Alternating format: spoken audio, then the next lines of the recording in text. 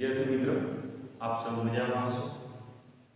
આપણે ગણિત ધોરણ 5 એમાં 10મો અને 100મો ભાગ આ પ્રકરણ વિશે આપણે ગઈકાલે ચર્ચા કરી હતી, જેમાં આપણે દશાંશ એટલે કે 10મો ભાગ 1/10 અને શતાંશ એટલે કે 1/100 100મો ભાગ એ ઉપરાંત આપણે સેન્ટીમીટર, મિલીમીટર અને મીટર જે લંબાઈના એકમો છે એની પણ ચર્ચા કરી હતી. હવે આજે અહીં આપણે તમે જોઈ શકો છો, તમને એક આકૃતિ આપેલી છે સળિયાની. અહીંયા તમને શું આપેલું છે કે અંદાજ લગાવો અને રંગ પૂરો. તો અહીં જે સળિયાની આકૃતિઓ આપેલી છે એમાં આપણે અંદાજ લગાવવાનો છે કે આ સળિયો કેટલા સેન્ટીમીટરનો હશે, આ સળિયો કેટલા સેન્ટીમીટરનો હશે. તો પહેલા આપણે અંદાજ લગાવવાનો છે. ધારો કે હું આ અંદાજ લગાવી શકું કે આ સળિયો 3 સેન્ટીમીટર જેવો હોવો જોઈએ. હવે આપણને તો બીજા કેટલાક પ્રશ્નો આપ્યા છે કે સળિયાની લંબાઈ 1 સેન્ટીમીટર કરતાં ઓછી હોય તો આપણે લાલ રંગથી આ સળિયામાં લાલ રંગ પૂરશું. એવી જ રીતે બીજું છે, સળિયાની લંબાઈ 1 સેન્ટીમીટર અને 2 સેન્ટીમીટરની વચ્ચે હોય, એટલે આમાંથી કોઈ પણ સળિયો 1 સેન્ટીમીટર અને 2 સેન્ટીમીટરની વચ્ચે હોય તો આપણે વાદળી રંગ પૂરવાનો છે. એવી જ રીતે સળિયાની લંબાઈ 2 સેન્ટીમીટર અને 3 સેન્ટીમીટરની વચ્ચે હોય તો તેમાં લીલો રંગ પૂરીશું. સળિયાની લંબાઈ 3 સેમી અને 4 સેમીની વચ્ચે હોય તો આપણે નારંગી રંગ પૂરીશું. હવે આપણે સળિયાનું માપ લઈએ. તમને પાઠ્યપુસ્તકમાં તમે જોઈશો પ્રકરણમાં તો અહીંયા ઘણા બધા સળિયા આપેલા છે. આપણે આ 4 સળિયા લઈશું તો તમને ખ્યાલ આવશે કે કઈ રીતે માપ લેવું અને તેમાં કયો રંગ પૂરવો. તો જોઈએ પહેલો સળિયો.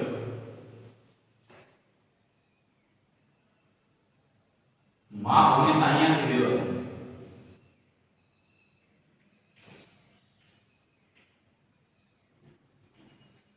જે આપણે સળિયાની બંને બાજુની લંબાઈની છે ત્યાંથી આપણે માપ લઈશું.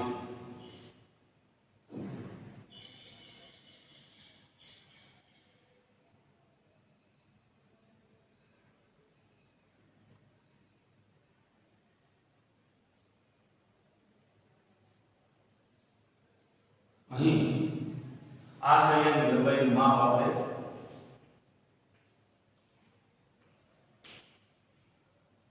1.3 સેન્ટીમીટર આવ્યું.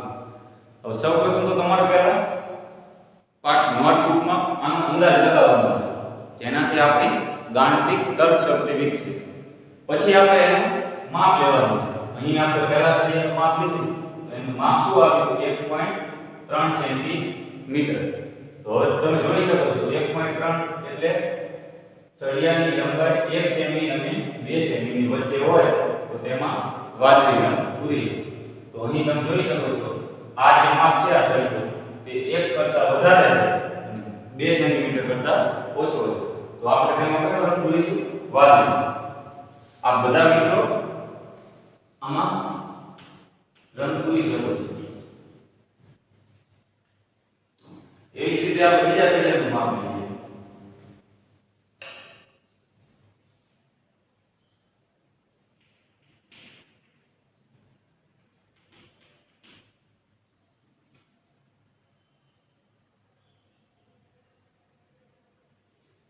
આ સળિયાનું માપ છે 3.1 સેન્ટીમીટર.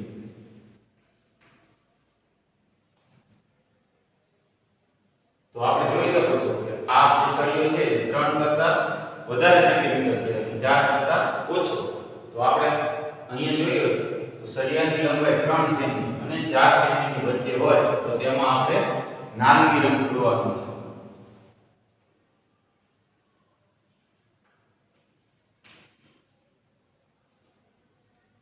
એવી જ રીતે આ સળિયો એનું માપ લઈશું. આ સળિયો આપણને 0.5 સેમી છે. હવે 0.5 એટલે આપણને ખ્યાલ છે કે 0.5 સેન્ટીમીટર એટલે આને આપણે 1 સેન્ટીમીટર કરતા ઓછું માપ છે સળિયાનું, અથવા તો આપણે ગઈકાલે ચર્ચા કરી હતી 0.5 સેન્ટીમીટર એટલે 5 મિલીમીટર થાય.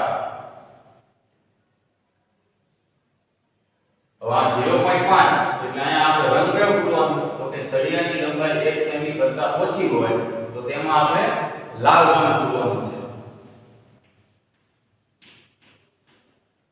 તમારે જે આ કલર છે તે આ સળિયાની અંદર પૂરવાનો રહેશે. તો ચોથો સળિયો જોઈએ.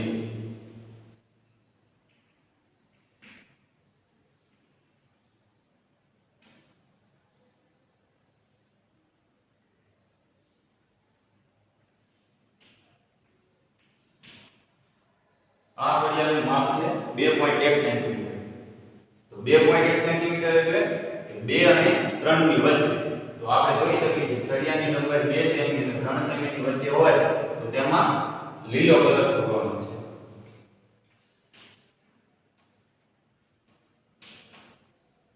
તો વિદ્યાર્થી મિત્રો આવી જ રીતે તમને આ જ માપના બીજા પણ સળિયા આપેલા છે.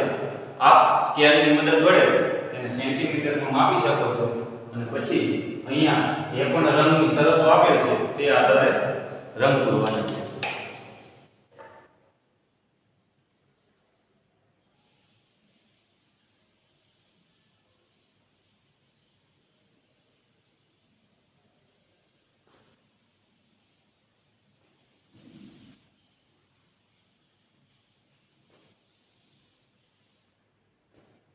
હવે એવી જ રીતે આપણે અંદાજ લગાવવાનો વાત કરવાની છે ચલણી નોટોની.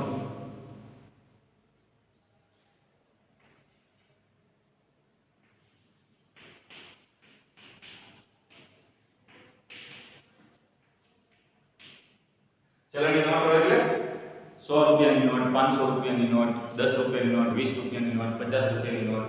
તો આ આપણું બધું ચલણ કહેવાય. આપણું જે ચલણ છે એ રૂપિયો છે. તો ચલણી નોટોનો આપણે અંદાજ લગાવવાનો છે. મારી પાસે અત્યારે 3 નોટો આપ જોઈ શકો છો. આ 100 રૂપિયાની નોટ છે, આ 20 રૂપિયાની નોટ અને એ 10 રૂપિયાની નોટ છે. તો આપણે આ જેટલી પણ નોટો છે ચલણી નોટો એનું આપણે માપ લેવાનું છે. આપણે આ લંબાઈ અને પહોળાઈ માપીશું.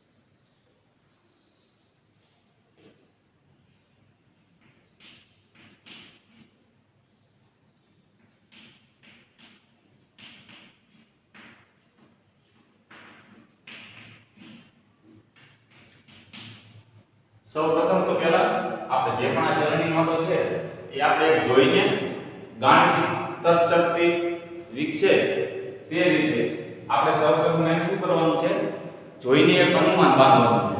ધારો કે અત્યારે આપણે સ્કેલનો ઉપયોગ નથી કરવો તો આપણે 100 રૂપિયાની નોટ જોઈને એક અંદાજ લગાવવાનો છે કે એની લંબાઈ આટલા સેમી હશે અને એની પહોળાઈ આટલા સેમી હશે. પહેલા અહીંયા આપણે અંદાજ લખીશું અને પછી એનું ખરેખર માપન લખીશું.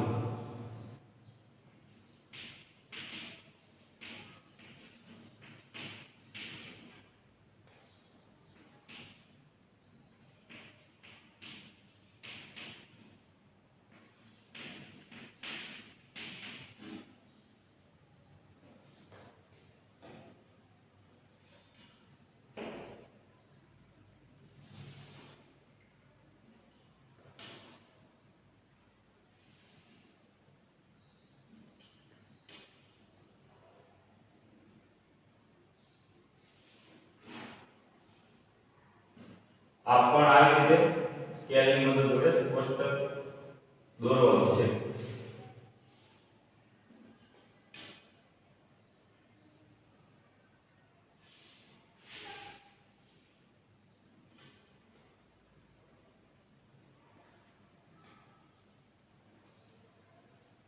તો હવે આપણે એક અંદાજ લગાવવાનો છે. સૌપ્રથમ 100 રૂપિયાની નોટ. તો આપણે અત્યારે જે સળિયા હતા, સળિયાનું માપન કર્યું તો આપણને એક અંદાજ આવી જાય. સળિયો આટલો હતો તો 2.1 સેન્ટીમીટર નો હતો, એનાથી થોડીક વધારે હતો તો 3.1 સેન્ટીમીટર હતો. તો આપણે એવી જ રીતે આ 100 રૂપિયાની નોટ છે એનો અંદાજ લગાવવાનો છે. તો આપણે અનુમાન કરીએ કે 100 રૂપિયાની નોટની લંબાઈ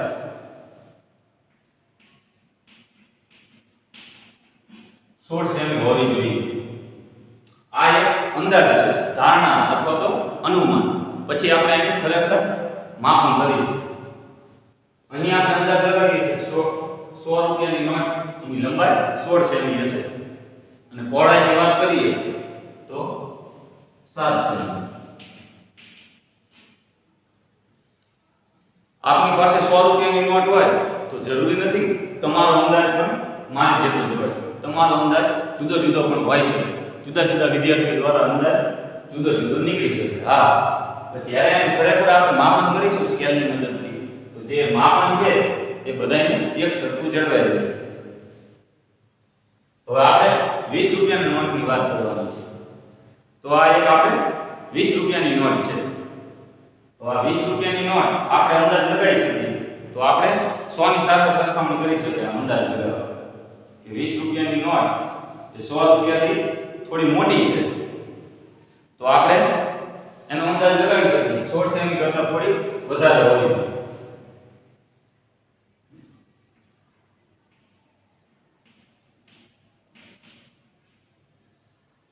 અને એની પહોળાઈ આપણે જોઈએ તો એ 100 જેટલી આજુબાજુ છે. એટલે આપણે લખશું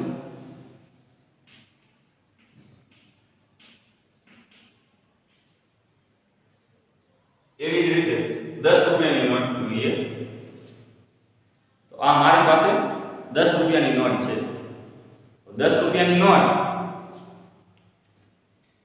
એ 100 રૂપિયાની નોટ કરતા આપણે અંદાજ લગાવી શકીએ કે લંબાઈમાં ઓછી છે તો આપણે થોડો અંદાજ ઓછો લેવાનો.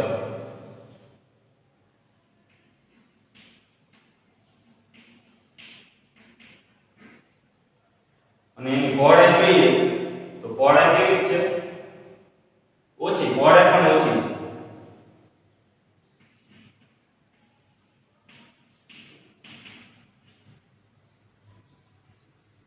છેલ્લું છે ગણિતનું પાઠ્યપુસ્તક.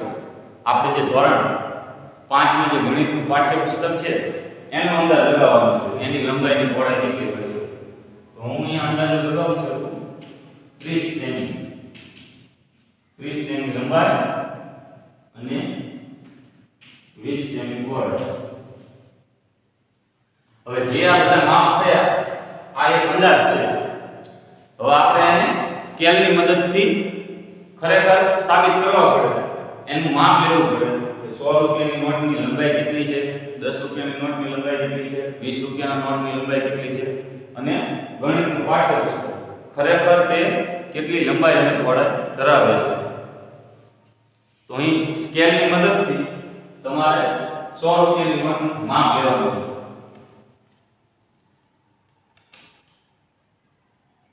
તમે આવી રીતે સ્કેલની મદદથી એનું માપ લઈ શકો છો.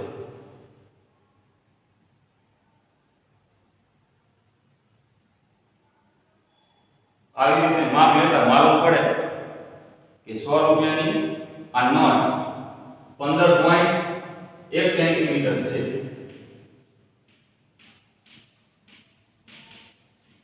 આનું ખરેખર માપ કેટલું છે? 15.1 સેન્ટીમીટર. હવે આ 100 રૂપિયાની નોટ આ નવી છે. કદાચ તમારી પાસે જૂની નોટ હોય 100 રૂપિયાની તો એનું માપ અલગ હોઈ શકે. એક ખાસ ધ્યાન રાખવું. અત્યારે જે મારા પાસે આ કલરની નોટ છે નવી તેનું ખરેખર માપ કેટલું છે? 15.1 સેમી. અને એની પહોળાઈ જોઈએ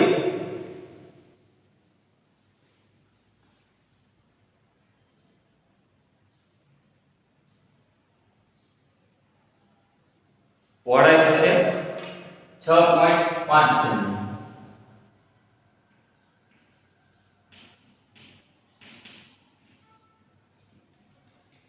હવે આપણો અંદાજ કેવો હતો?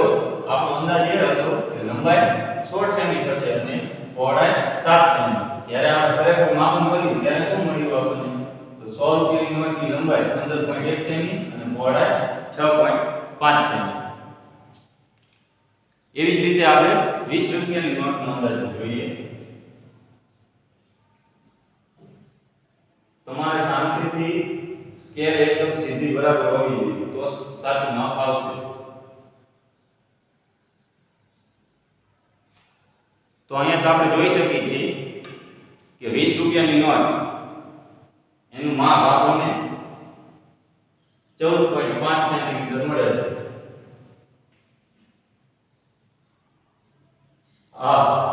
અહીંયા 100 રૂપિયાની નોટ છે એનું ખરેખર માપ આપણને 14.1 સેન્ટીમીટર મળે છે। આપણે 15 લખાઈ ગયું। મેં અહીં શૂન્યની જગ્યાએ 1 થી શરૂઆત કરેલી એટલે 1 સેન્ટીમીટર થી શરૂઆત કરો 15 આવવું હોય તો 14 લખવું પડે અને 0 થી આપણે સ્કેલ હંમેશા 0 થી શરૂઆત કરવાની છે કે 0 થી આપણે શરૂઆત કરીએ અને જે આપણને સેન્ટીમીટરનું માપ આવે એ આપણે અહીંયા લખવાનું છે। તો આપણને 20 રૂપિયાની નોટની લંબાઈ કેટલી મળી?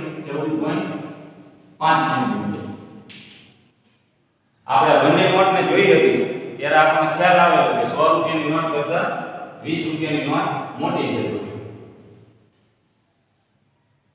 તમે ઘરે પણ આ પ્રયોગ કરી શકો। જુદી જુદી નોટ બાજુમાં રાખો તો તમને ખ્યાલ આવશે કે 20 રૂપિયાની નોટ કરતાં 100 રૂપિયાની નોટ થોડી વધારે લાંબી છે। એટલે 100 રૂપિયાની નોટનું માપ હતું 14.1 સેન્ટીમીટર અને 20 રૂપિયાની નોટનું હતું 14.5 સેન્ટીમીટર।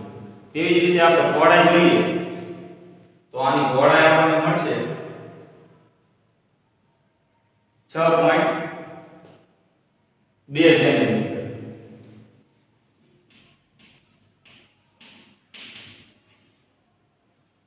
હવે 10 રૂપિયાની નોટની વાત કરીએ તો તેનું આપણે માપ લઈશું। 10 રૂપિયાની નોટનું આપણે જો માપ લઈએ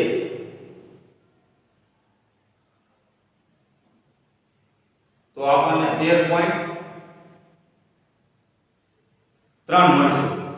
10 રૂપિયાની નોટની લંબાઈ અને એની પહોળાઈ જો માપીએ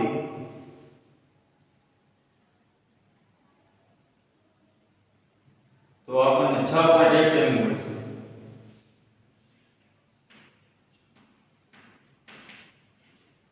અને એની લંબાઈ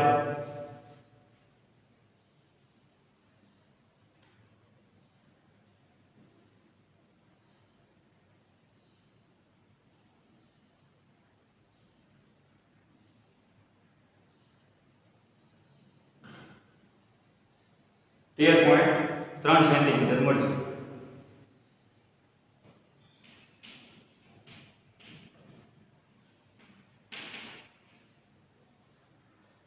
ગણિતનું પાઠ્યપુસ્તક તો આપણે ગણિતના પાઠ્યપુસ્તકનું માપ લઈએ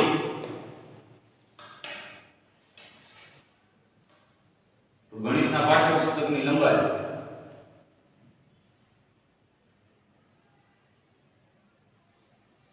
29 સેન્ટીમીટર મળે છે આપણને।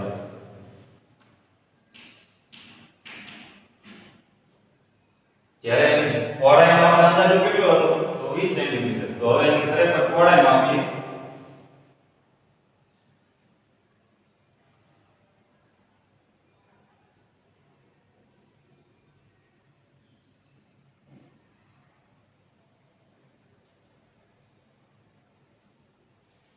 ખરેખર આપણને પહોળાઈ મળશે 22 સેન્ટીમીટર।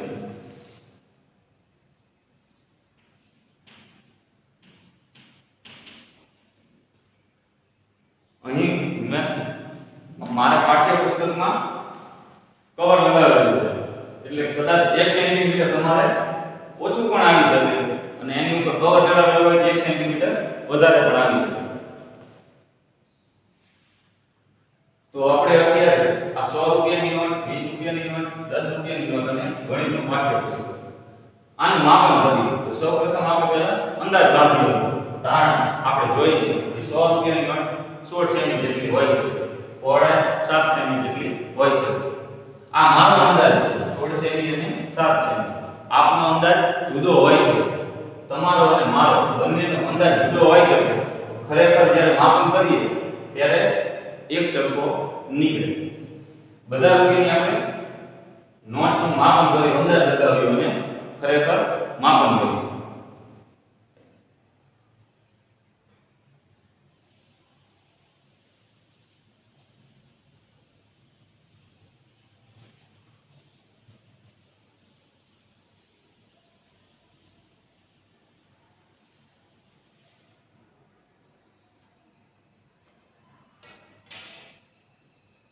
વિદ્યાર્થી મિત્રો, આપણે જે આજે અંદાજ લગાવવાનું કાર્ય શીખ્યા, કોઈ પણ વસ્તુનો અંદાજ લગાવી શકાય અને આ અંદાજ લગાવીને એનું ખરેખર માપન કેટલું છે એ જાણી શકાય. હવે આ અંદાજ લગાવવાનું કારણ શું? તો વિદ્યાર્થી મિત્રો, આપણને ગણિતના સૂત્ર ઉપરથી દાખલા ગણતા આવડે છે કે કોઈ રકમ આપેલી હોય એમાં આપણને એની ક્રિયા આપેલી હોય, આ હોય તો આમ થાય ને આ હોય તો આમ થાય. પરંતુ આ અંદાજ લગાવવાના હિસાબે આપણી ગાણિતિક તર્ક શક્તિનો વિકાસ થાય છે. એટલા માટે અંદાજ લગાવવો જરૂરી છે. અમુક એવો સમય હોય જ્યારે આપણે અનુમાન બાંધવાનું હોય ત્યારે આપણે સ્કેલ ને એવું કાંઈ હોય નહીં, એ અંદાજ ઉપરથી આપણે એની ધારણા કરી શકીએ કે આ વસ્તુ આટલી લંબાઈ ધરાવતી હોય. તો આપણે હોમવર્કમાં તમારા પાઠ્યપુસ્તકના પાના નંબર 138 પાના નંબર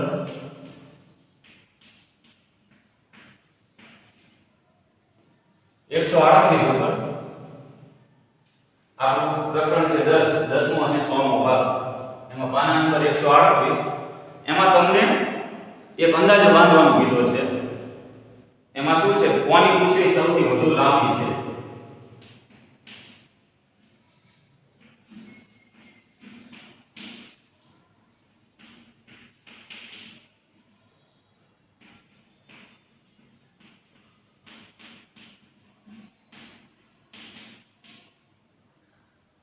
અહીંયા તમને ચિત્ર આપેલા છે પાના નંબર 138 ઉપર પાઠ્યપુસ્તકમાં. એમાં તમને એક આવો ટોપિક આપેલો છે કોની પૂંછડી સૌથી વધુ લાંબી છે. તો તમે સૌથી પહેલા તો ચિત્ર જોઈને અનુમાન પણ કરી શકો. તમને જોતા જ ખ્યાલ આવશે. એમાં એક ઉંદર આપેલો છે, બિલાડી છે, કૂતરો છે અને આવા ચિત્ર તમને આપેલા છે પાના નંબર 138 ઉપર. તો આ બધા પૂંછડી ધરાવતા છે. તો એમાંથી આપણે નક્કી કરવાનું છે કોની પૂંછડી સૌથી વધુ લાંબી છે. તમે પાઠ્યપુસ્તકમાં સ્કેલની મદદ વડે કોની પૂંછડી લાંબી છે અને એનું તમારે સેન્ટીમીટરમાં માપ લખીને દર્શાવવાનું છે.